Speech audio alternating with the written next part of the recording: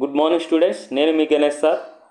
ఇక్కడ మనకి fourth topic అనేది స్కూల్ అసిస్టెంట్ అండ్ ఎస్డిటికి సంబంధించి తెలుగు అకాడమీ బుక్లో ఇవ్వబడినటువంటి క్వశ్చన్స్ అనేది ఎక్స్ప్లెనేషన్ అనేది ఫోర్త్ చాప్టర్లో ఫస్ట్ పార్ట్ 1 ఇది. అసలు మనకి రాబోయే కాలంలో ఏపీలోని తెలంగాణలో టెట్ అండ్ డిఎస్సిలో 30కి 30 మార్క్స్ అనేది మ్యాథ్స్లో స్కోర్ చేయాలంటే ఈ తెలుగు అకాడమీ బుక్లో ఉన్నటువంటి క్వశ్చన్స్ అనేది చాలా యూస్ఫుల్గా ఉంటాయనే ఉద్దేశంతో గణితం విత్ గణేష్ అనే మన యొక్క ఛానల్లో ఈ ఎక్స్ప్లెనేషన్ అనేది ఇవ్వడం జరుగుతుంది. ఈ యొక్క బుక్ కంప్లీట్ అయిన తర్వాత స్కూల్ అసిస్టెంట్కి సంబంధించిన బుక్ కూడా కంప్లీట్ చేయడం జరుగుతుంది. వీలైనంత ఎక్కువ మందికి మీరు మన యొక్క యూట్యూబ్ లింక్ని షేర్ చేయండి, జాయిన్ అయ్యే విధంగా ప్రపోజ్ చేయండి. చేసినట్టయితే ఫ్యూచర్లో మీ అందరికీ కూడా లైవ్ క్లాసెస్ అనేది నిర్వహించడం జరుగుతుంది. ఈ లైవ్ క్లాసెస్ ఎలా ఉంటాయంటే మీరు పంపించే ప్రతి డౌట్ని కూడా మనం లైవ్ సెషన్లో స్వీకరించి వాటి యొక్క సొల్యూషన్ ఏ విధంగా వచ్చిందో మీకు క్లుప్తంగా చెప్పడం జరుగుతుంది యూట్యూబ్ ఛానల్లో. నెక్స్ట్ అదేవిధంగా లైవ్ టెస్ట్ కూడా కండక్ట్ చేయడం జరుగుతుంది. కాబట్టి ప్రతి ఒక్కరికి కూడా మన యూట్యూబ్ లింక్ని డిఎస్సి టెట్కి ప్రిపేర్ అవుతున్న ప్రతి అభ్యర్థికి కూడా మన యూట్యూబ్ ఛానల్ లింక్ని షేర్ చేయండి. ఓకే, ఇక్కడ మనకి దత్తాంశ నిర్వహణ అనేది ఫోర్త్ టాపిక్. ఈ ఫోర్త్ టాపిక్లో దాదాపుగా 80 క్వశ్చన్స్ ఉన్నాయి. 80 పార్ట్స్ కింద డివైడ్ చేసి మన క్లాసెస్ అనేది నిర్వహించడం జరుగుతుంది. ఇక్కడ మనకి చూసుకున్నట్టయితే ఫస్ట్ క్వశ్చన్ చూడండి, టాలీ గుర్తు అని అన్నాడు. అంటే టాలీ మార్క్స్ అనమాట. అసలు టాలీ మార్క్స్ అంటే సింబల్ ఏ విధంగా ఉంటుందంటే 1ని ఇండికేట్ చేసేది ఈ విధంగా ఒక నిలువు గీత గీయాలి, 2ని ఇండికేట్ చేసేది 2 నిలువు గీతలు రాయాలి, 3ని ఇండికేట్ చేసేది 3 నిలువు గీతలు గీయాలి, 4ని ఇండికేట్ చేసేది 4 నిలువు గీతలు గీయాలి. అయితే 5ని ఇండికేట్ చేస్తూ 4 నిలువు గీతలు గీసి క్రాస్గా ఒక గీత గీసినట్టయితే 5 అవుతుంది. మరి 6ని ఏ విధంగా గీస్తామంటే అంటే ఈ 5 అనేది ఇలా టాలీ మార్క్స్, ఈ 5 అనేది ఈ విధంగా గీసి పక్కన 1 గీయాలన్నమాట. అంటే ఈ 5 ఒక కట్ అన్నమాట. ఓకే, ఇప్పుడు ఉదాహరణకి 11 అన్నాడు అనుకోండి. 11 అంటే ఇది ఒక 5, ఇంకొక 5 ఇది ఒక 1, 5 5 1 టోటల్గా 11. ఈ విధంగా టాలీ మార్క్స్ని చాలా ఈజీగా మనము దత్తాంశంలో ప్రతి అంశాన్ని ఒక నిలువు గీతతో సూచిస్తారు. వాటినే టాలీ మార్క్స్, గణన చిహ్నాలు. టాలీ మార్క్స్ ఇంగ్లీష్లో పిలవడం జరుగుతుంది. వీటిని గణన చిహ్నాలు అనేసి పిలవడం జరిగింది. అయితే ఈ గణన చిహ్నాలు ఈ సాంఖ్యక శాస్త్రము దత్తాంశ నిర్వహణలో ఏ విధంగా యూజ్ చేస్తారంటే దత్తాంశంలోని ప్రతి అంశాన్ని ఒక నిలువు గీతతో సూచిస్తూ గీయబడినటువంటి గీతలనే టాలీ మార్క్స్ అంటారు. ఇక్కడ 11 దత్తాంశాలు ఉన్నాయనుకోండి, దానికి సంబంధించి టాలీ మార్క్స్ ఈ విధంగా సూచించాలి. ఓకే, నెక్స్ట్ క్వశ్చన్ చూద్దాం. మరి ఈ క్వశ్చన్ యొక్క సొల్యూషన్ మనం రాయలే. ఈ క్రింది వాళ్ళలో టాలీ గుర్తు ఏది? Third option is right answer అవుతుంది. ఓకే, 7 x 5 12 సగటు x అయినా x విలువ ఎంత అన్నాడు.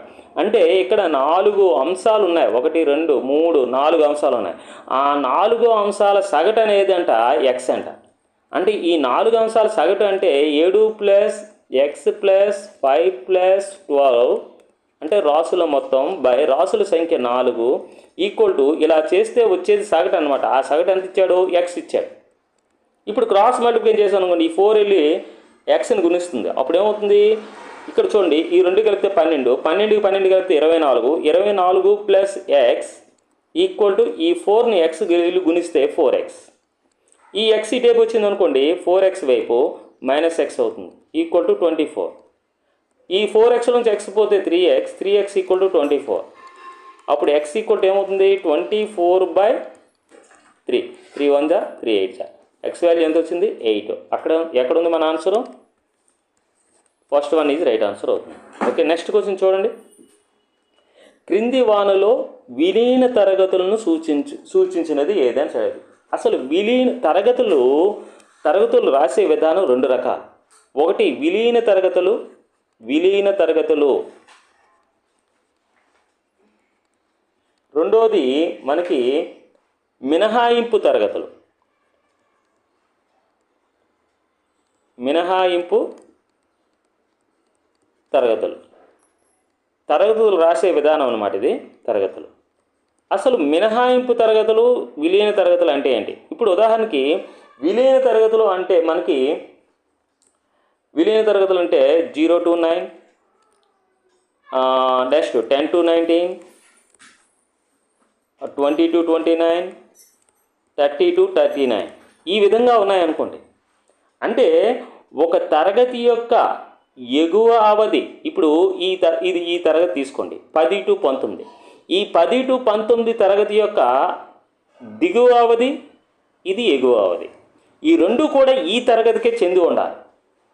అటువంటి తరగతులను విలీన తరగతులు అంటారు. విలీన తరగతులు అంటే ఒక తరగతి యొక్క దిగువ అవధి, ఆ తరగతి యొక్క ఎగువ అవధి అదే తరగతికి చెందినట్లయితే ఆ తరగతులను విలీన తరగతులు అంటారు. ఇక్కడ చూడండి 1 to 10, తర్వాత 11 to 20 చూడండి, తర్వాత వచ్చేది 21 to 30, తర్వాత వచ్చేది 31 to 40. ఇప్పుడు చూడండి ఈ తరగతికి తీసుకున్నట్టయితే ఈ తరగతికి దిగువ అవధి అనేది 21, ఎగువ అవధి అనేది 30. అంటే ఈ 30 అనేది ఎగువ అవధి, 21 అనేది దిగువ అవధి. ఆ తరగతికి మాత్రమే చెందుతాయి. అంటే ఒక తరగతి యొక్క ఎగువ అవధి, దిగువ అవధి అదే తరగతికి చెందినట్లయితే దానిని విలీన తరగతులు అంటారు. అంటే ఇక్కడ విలీన తరగతులను సూచించేది ఏదంటే second option is right answer అవుతుంది. మరి మినహాయింపు తరగతులు అంటే ఏమిటి? ఇప్పుడు ఉదాహరణకి 0 to 10, 10 to 20, 20 to 30, 30 to 40 ఇలా ఉందనుకోండి. ఇప్పుడు ఉదాహరణకి 10 to 20లో ఈ 20 అనేది ఎగువ అవధి. ఈ ఎగువ అవధి ఈ తరగతికి చెందదు. అంటే ఒక తరగతి యొక్క ఎగువ అవధి ఆ తరగతికి చెందకపోతే ఆ తరగతులను మినహాయింపు తరగతులు అంటారు. అంటే 10 to 20 తరగతి యొక్క ఎగువ అవధి ఉంది కదా 20, ఆ 20 అనేది ఈ తరగతికి చెందదు, నెక్స్ట్ వచ్చే తరగతిలోకి చెందుతుంది. అటువంటి తరగతులను మినహాయింపు తరగతులు అంటారు. ఇవన్నీ కూడా మినహాయింపు తరగతులకు ఉదాహరణ అన్నమాట. ఒకే ఒకటి ఉంది సెకండ్ ఆప్షను విలీన తరగతులకు ఉదాహరణ. ఒక తరగతి యొక్క ఎగువ అవధి, దిగువ అవధి రెండు కూడా అదే తరగతికి చెందితే దాన్ని విలీన తరగతులు అంటారు. ఒక తరగతి యొక్క ఎగువ అవధి ఆ తరగతికి చెందకపోతే ఆ తరగతిని మినహాయింపు తరగతులు అంటారు. ఓకే, అది మనకి తరగతులు రాసే విధానం రెండు రకాలు. ఒకటి విలీన తరగతులు, రెండోది మినహాయింపు తరగతులు. దీనికి సంబంధించి క్వశ్చన్ అనేది మనకి చాలా మోస్ట్ ఇంపార్టెంట్. చాలా వరకు చాలామందికి తెలియదు, కాబట్టి చాలా జాగ్రత్తగా ఈ కాన్సెప్ట్ని తెలుసుకోండి. ఓకే, నెక్స్ట్ క్వశ్చన్ చూడండి. నెక్స్ట్ క్వశ్చన్, ఒక తరగతి మధ్య విలువ 117.5 అయిన క్రింది వానిలో ఆ తరగతి ఏది అని అడిగాడు. అసలు ఒక తరగతి మధ్య విలువ, ఇప్పుడు 10 to 20 మధ్య తరగతి ఉంది. ఈ తరగతికి మధ్య విలువ అడిగాడు అనుకోండి, అప్పుడు ఏం చేయాలి? ఈ 10 ఈ 20 అంటే ఆ తరగతి యొక్క దిగువ అవధి, ఆ తరగతికి ఎగువ అవధుల సరాసరి అనమాట. అంటే సరాసరి అంటే ఈ రెండు కలిపేసి by 2 చేయాలి. That equal to 30/2 equal to 15 అనమాట మధ్య విలువ. ఆ తరగతి యొక్క మధ్య విలువ 15 అవుతుందన్నమాట. మరి అదేవిధంగా ఇక్కడ మధ్య విలువ ఇవ్వడం జరిగింది. ఏ తరగతి యొక్క మధ్య విలువ అనేది 117.5 వస్తుంది? ఇక్కడ చూడండి, ఈ తరగతి యొక్క మధ్య విలువ 117 రావడం జరుగుతుంది. చూడండి, ఈ రెండు కలిపితే 100కి 135ని కలిపినట్టయితే దాని కలపగా వచ్చిందని 2తో డివైడ్ చేయాలి. అప్పుడు ఏమవుతుంది? 235/2 అవుతుంది. 2 11 12, ఇంకా 1 5 మిగిలింది, 2 ఏళ్ళ 14, ఇంకా 5 మిగిలింది 5.5. అంటే 235 2 చేత భాగిస్తే 117.5 రావడం జరిగింది. అంటే ఈ తరగతి యొక్క మధ్య విలువ 117.5 రావడం జరిగింది. కాబట్టి ఆ తరగతి 100 to 135 అవుతుందన్నమాట. ఓకే, ఈ విధంగా మనం చేయాలి. నెక్స్ట్ గురించి చూడండి, రెండు వరుస తరగతులు ఇక్కడ ఉన్నాయి అనుకుందాం. ఇదొక తరగతి, ఇదొక తరగతి. ఈ తరగతి యొక్క మధ్య విలువ ఇది 1వ తరగతి, ఇది 2వ తరగతి. అంటే ఆ తరగతులు ఎలా ఉంటాయంటే 10 to 20, 20 to 30 ఇలా ఉంటాయి అన్నమాట. ఈ తరగతి యొక్క మధ్య విలువ ఇచ్చాడు 87.5. అదే తరగతి 2వ తరగతి, దాని తర్వాత తరగతి యొక్క మధ్య విలువ ఇచ్చాడు 107.5. అయితే తరగతి పొడవు ఎంత అని అడిగాడు. తరగతి పొడవు అన్నా తరగతి అంతరం అన్నా ఒకటే. రెండు వరుస తరగతుల యొక్క మధ్య విలువల భేదం తరగతి పొడవు లేదా తరగతి అంతరం అవుతుంది. అంటే 107.5లో నుంచి 87.5ని సబ్ట్రాక్షన్ చేయండి. 0, 7లో 7 పోతే 0, 10లో నుంచి 8 పోతే 2. అంటే మనకి 20.0 అంటే 20 రావడం జరిగింది. అంటే తరగతి అంతరం లేదా తరగతి పొడవు అనేది 20 అవుతుందన్నమాట. అంటే రెండు వరుస తరగతుల మధ్య విలువల భేదం కూడా తరగతి పొడవు లేదా తరగతి అంతరం అవుతుంది. ఓకేనా? తరగతి పొడవు లేదా తరగతి అంతరానికి సంబంధించి చాలా నిర్వచనాలు ఉన్నాయి. అందులో మధ్య విలువలతో లింకప్ అయి ఉన్నటువంటి నిర్వచనం ఏంటంటే రెండు వరుస తరగతులు అయి ఉండాలి, ఆ రెండు వరుస తరగతులకి మధ్య విలువలు ఉండాలి, ఆ మధ్య విలువల భేదమే మనకి తరగతి అంతరం లేదా తరగతి పొడవు అవుతుంది. నెక్స్ట్ క్వశ్చన్, మొదటి 10 ప్రధాన సంఖ్యల మధ్యగతం ఎంత? అసలు మొదటి 10 ప్రధాన సంఖ్యలు ఏంటేంటి? 2 ఒక ప్రధాన సంఖ్య, 3 ఒక ప్రధాన సంఖ్య, 5 ఒక ప్రధాన సంఖ్య, 7 ఒక ప్రధాన సంఖ్య, 8 కాదు 9 కాదు 11 ఒక ప్రధాన సంఖ్య, 13 ఒక ప్రధాన సంఖ్య, 17 ఒక ప్రధాన సంఖ్య, 19 ఒక ప్రధాన సంఖ్య. ఇక్కడ 1 2 3 4 5 6 7 8 వచ్చాయి. 8 తర్వాత నెక్స్ట్ ప్రధాన సంఖ్య 23 ఒక ప్రధాన సంఖ్య, 29 ఒక ప్రధాన సంఖ్య. చూసుకున్నట్టయితే 1 2 3 4 5 6 7 8 9 10 మొదటి 10 ప్రధాన సంఖ్యలు రాసుకున్నాం. ఇవి ఆరోహణ క్రమంలో కానీ అవరోహణ క్రమంలో కానీ ఉండడం జరిగింది. అయితే ఇటువైపు ఒక 2 కట్ చేశాను, ఇటువైపు ఒక 2 కట్ చేశాను, ఇటువైపు 2, ఇటువైపు 1 కట్ చేశాను, ఇటువైపు 1, ఇటువైపు 1 కట్ చేశాను. మధ్యలో మధ్యస్థంగా 2 మిగిలాయి. ఈ 2 కూడా మధ్యగతం అంటారు. ఈ రెండిటికి మధ్యగతం ఏ విధంగా కనుక్కోవాలంటే ఈ రెండు విలువలు వచ్చాయి కదా, మధ్యలో ఒకే ఒక విలువ మిగిలినట్టయితే అదే మధ్యగతం అవుతుంది. అలా కాకుండా 2 విలువలు మిగిలినట్టయితే మధ్యగతం ఈక్వల్ టు ఆ 2 విలువల సరాసరి కనుక్కోవాలి. అంటే 11 + 13/2 దట్ ఈక్వల్ టు 24/2. 2 1 జా 2 12 జా అంటే మన ఆన్సర్ 12 అవుతుంది అనమాట. ఎక్కడుంది? Second option is right answer అవుతుంది. నెక్స్ట్ క్వశ్చన్, 10 మంది విద్యార్థుల సగటు 12.5 మరియు 5 విద్యార్థులు చేరుట వలన సగటు 1.5 పెరిగిన నూతనంగా చేరిన 5 సగటు ఎంత అని అడిగాడు. ఇటువంటి క్వశ్చన్ అనేది చాలా మోస్ట్ ఇంపార్టెంట్ క్వశ్చన్. ఈ క్వశ్చన్ అనేది ఒక షార్ట్కట్లో ఏ విధంగా చేయాలి, ప్రాసెస్లో ఏ విధంగా చేయాలి మీరు తెలుసుకోవాలి.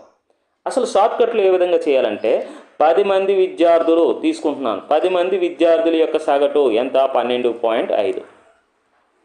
ఓకే, మరి 5 చేరుట వలన 5 చేరితే ఎంతమంది అవుతారు? 15 మంది అవుతారు.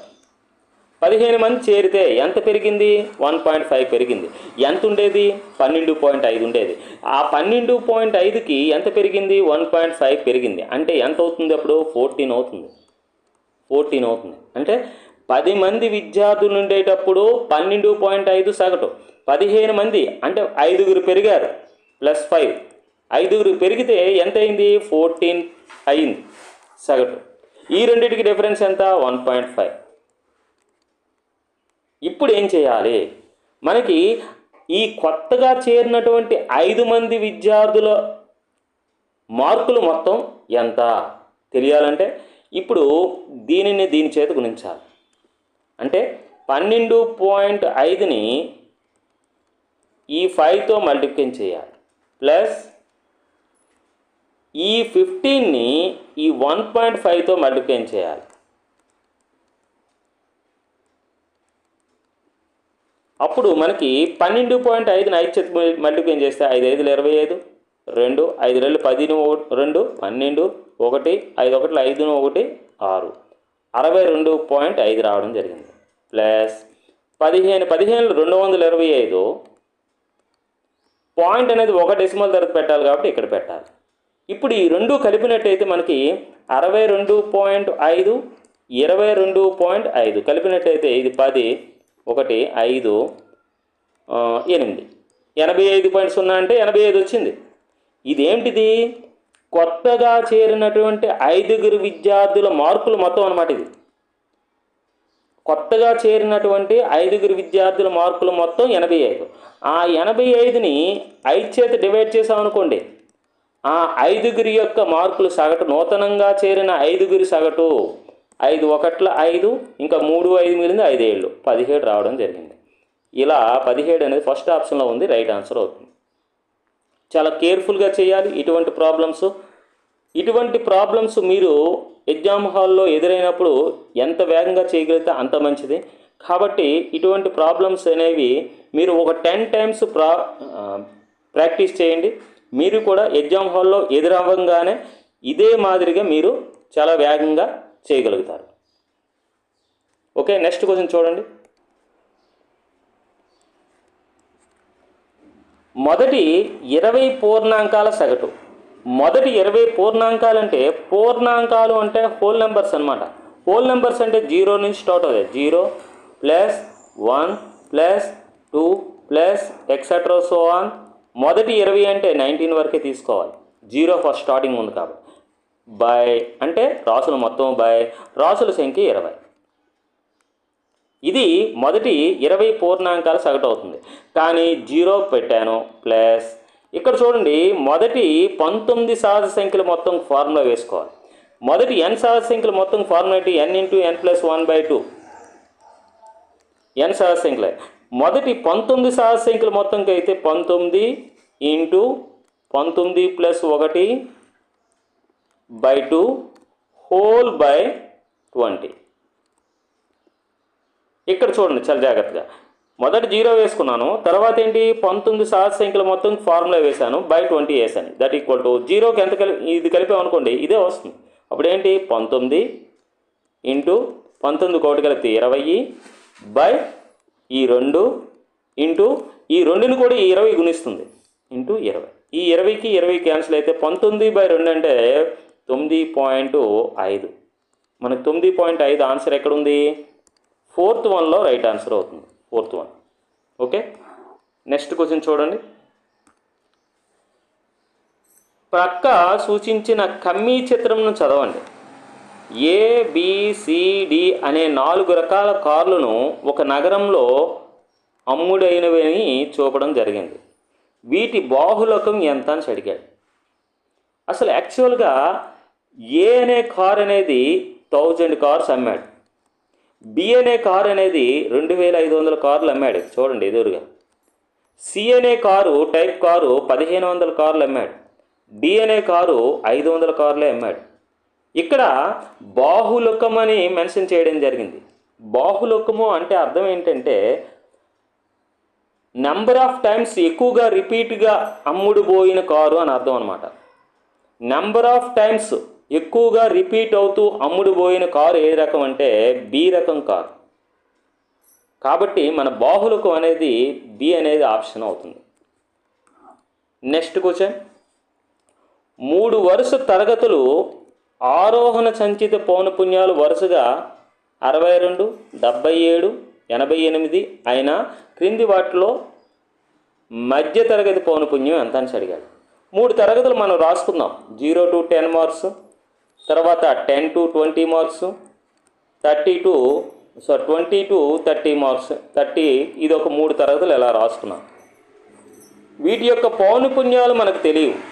ఈ 3 తరగతుల యొక్క పౌనపున్యాలు ఇక్కడ ఆరోహణ సంచిత పౌనపున్యాలు ఇవి. ఆరోహణ సంచిత పౌనపున్యాలు మనకి ఇవ్వడం జరిగింది. ఎలా ఇచ్చాడు మనకి ఆరోహణ సంచిత పౌనపున్యాలు? ఇదేమో 62, ఇదేమో 77, ఇదేమో 88 అని ఇచ్చాడు. అంటే ఈ 20 to 30 తరగతి యొక్క పౌనపున్యం కావాలంటే 88లోంచి 77 సబ్ట్రాక్ట్ చేయాలి. 88 - 77 దట్ ఈక్వల్ ఏమవుతుంది 11 అవుతుంది అనమాట. దీని యొక్క తరగతి పౌనపున్యం అంటే 20 to 30 తరగతి యొక్క పౌనపున్యం 11 అవుతుంది. మరి 10 to 20 తరగతి యొక్క పౌనపున్యం కావాలంటే ఈ 77 నుండి 62ని సబ్ట్రాక్షన్ చేయాలి. 5 1 15 అవుతుంది. ఈ 2 తరగతుల యొక్క పౌనపున్యాలు ఇచ్చిన డేటా ఆధారంగా తెలుసుకోవచ్చు. ఆడేమడిగాడు మధ్య తరగతి అంటే ఇది. ఆ మధ్య తరగతి యొక్క పౌనపున్యం 15 అవుతుంది. ఆ 15 అనేది మనకి ఎక్కడుంది ఆప్షన్ 1లో ఉంది. ఈ క్లాసెస్ చెప్పే విధానం మీకు నచ్చినట్టయితే లైక్ చేయండి. అదేవిధంగా మీ ఫ్రెండ్స్ అందరూ కూడా షేర్ చేయండి. ఖచ్చితంగా మనము ఫ్యూచర్లో మనకు లైవ్ క్లాసెస్ అనేది కండక్ట్ చేయడం జరుగుతుంది. ఆ లైవ్ క్లాసెస్లో మీ యొక్క డౌట్స్ని క్లియర్గా మీ డౌట్స్ని నివృత్తి చేసుకోవచ్చు. అయితే మీ డౌట్స్ని నాకు పంపించవలసిన నెంబర్ ఏంటంటే 9505422676. ఈ నెంబర్కి మీరు వాట్సాప్లో మీ డౌట్స్ని పంపించినట్టయితే నేను మన యూట్యూబ్ ఛానల్లో లైవ్ సెషన్లో మీ యొక్క డౌట్స్ని క్లియర్ చేయడం జరుగుతుంది. Okay, thank you.